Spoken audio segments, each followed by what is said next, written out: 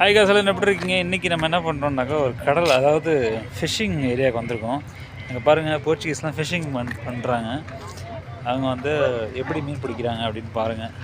Just ஒரு இது வந்து டோட்டலாக பார்த்திங்கனாக்கா இந்த ஏரியா மீன் பிடிக்கிறதுக்காக வச்சுக்கிறாங்க. பார்க்குறது சூப்பராக இருக்குது. இது வந்து இந்த ஏரியா என்ன சொல்கிறாங்கனாக்கா வந்து உங்களுக்கு பஹேஹோ அப்படின்னு சொல்கிற ஒரு ஏரியா. பாருங்கள், மீன் பிடிச்சிருக்காங்க சூப்பராக. மீன் நேமெல்லாம் தெரியல, எது தெரிஞ்சால் கமெண்ட்டில் போடுங்க.